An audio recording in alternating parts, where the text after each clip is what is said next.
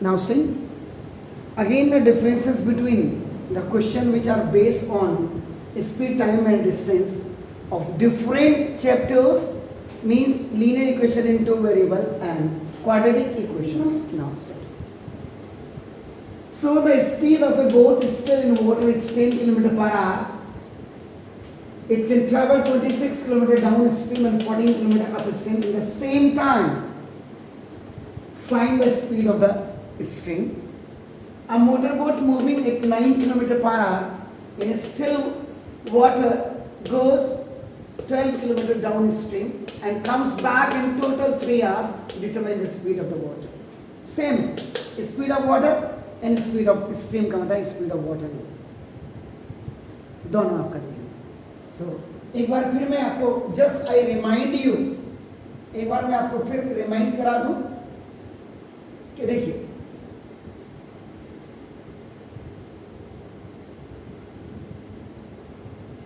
ये this is the direction of water and this is the direction of boat. जब दोनों same हो यानी कि बोथ है सेम डायरेक्शन तो ये प्लस होता है एंड प्लस मीन आपका डाउन स्ट्रीम. बिल्कुल क्लियर कर लीजिएगा, अब आपको कोई भी शंका नहीं होनी चाहिए कि where the water is going, where the water is flowing on the same flow the boat is going. अपने आप ही ऑटोमेटिकली स्पीड बढ़ जाएगी. फर्स्ट सेकंड फिगर में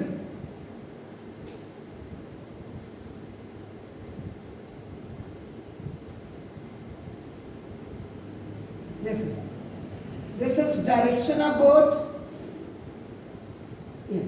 इधर को है आपका ना on the right hand side and up इधर. This is the direction of water. यानी कि both are opposite to each other. एक दूसरे के अपोजिट में जा रही हैं. तो ना this is called the upstream. और अपस्ट्रीम का मतलब होता है हमेशा माइनस. यानी कि सिंपल क्या हो गया, अगर मैं डाउन स्ट्रीम की बात करता हूं तो स्पीड ऑफ बोट और plus speed of water current. ये एंड इसका मतलब speed of boat and minus speed of water current या वाटर स्ट्रीम. आप जो भी लिखे which you feel it's better for you. तो दोनों में देख लीजिए. अगर कल आपकी क्लियरिटी नहीं थी, आज आपकी बिल्कुल क्लियरिटी हो जाएगी.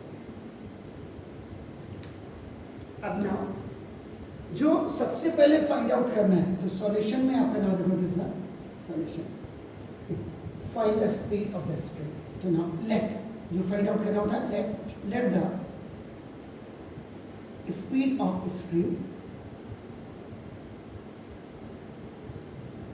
ये किसी को x किलोमीटर पर आवर होगा. अब आपका देखो this the speed of boat. Now this is the ये आपका 10 किलोमीटर पर आवर. इसका मतलब इन डाउन स्ट्रीम.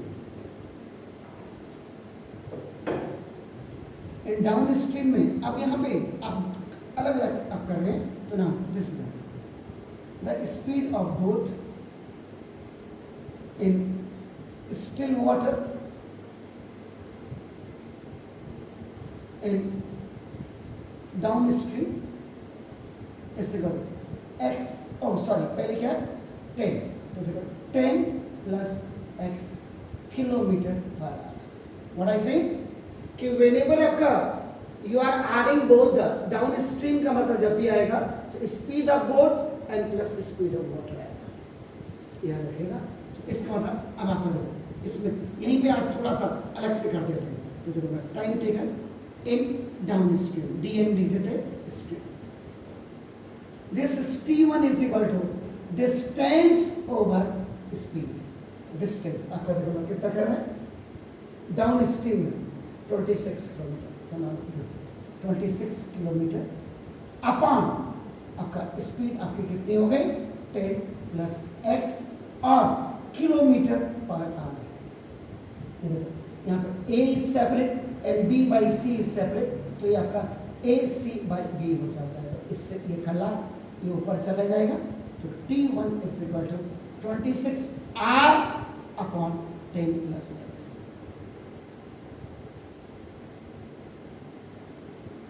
आज हमने इसको बिल्कुल एक इसमें कर दिया है सीक्वेंस में ना, अप इन अप स्ट्रेट।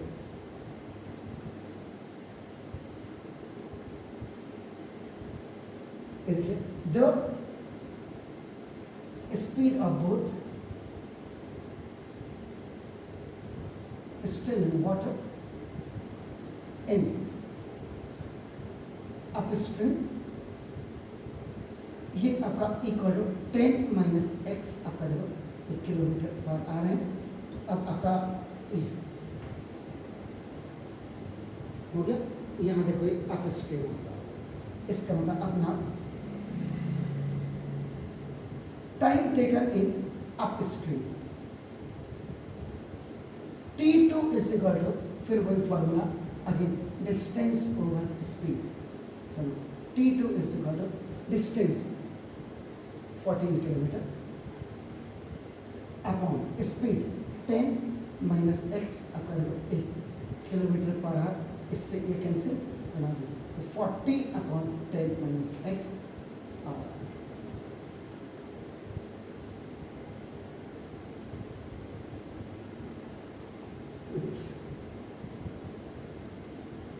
अब आपका क्या लिखा है, it can travel in the same time लिखा हुआ है। से चलो यहाँ पे कंडीशन अब आप लिख दीजिएगा,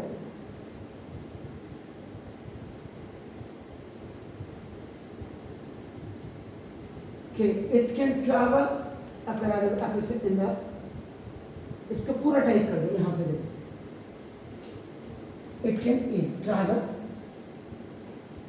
ये पूरा कर देना आपका देखो इन द सेम टाइम। आप इसका what you are understanding of this, इसकी मीनिंग क्या समझ रहे हैं आप जी बताइए, इसकी मीनिंग क्या समझ पा रहे हैं, जल्दी बताइए सर, इसकी मीनिंग क्या समझ रहे हैं। It can travel 26 kilometre down stream and 14 kilometre up stream in the same time, इसकी मीनिंग क्या हुई। यस सर बताइए, तो जल्दी बताइए यार।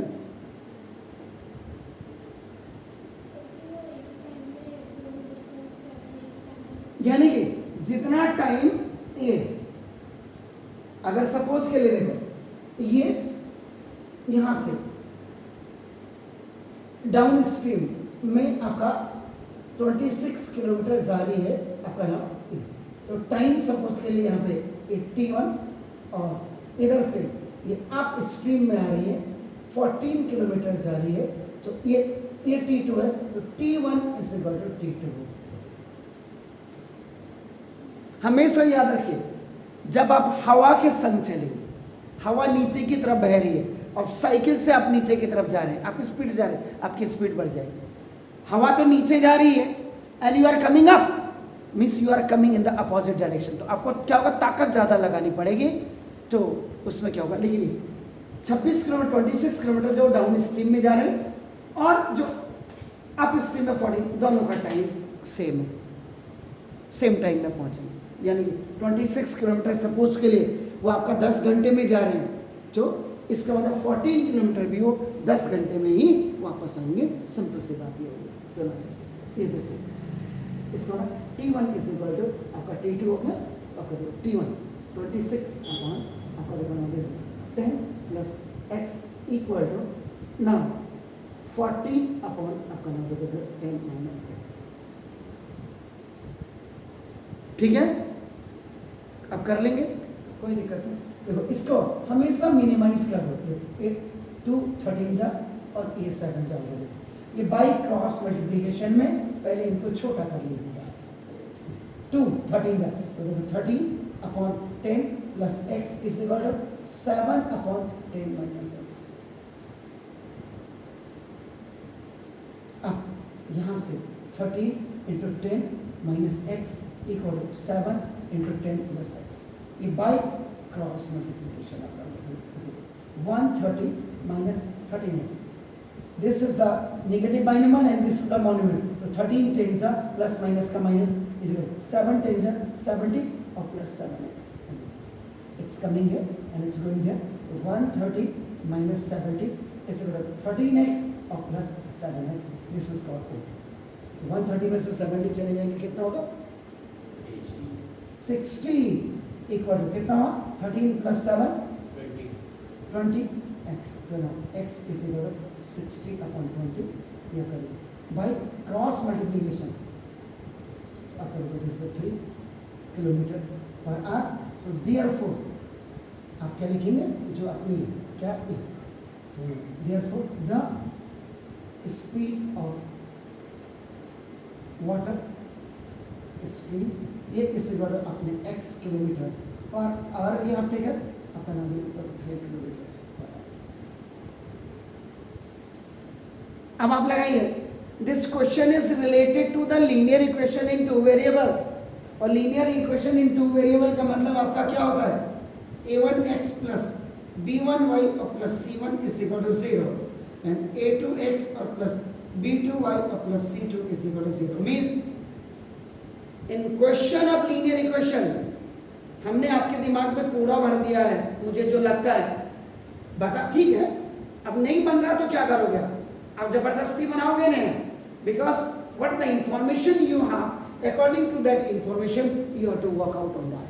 Is it clear? Fine, clear? So now please do it. फिर आगे then I will do it now next lot.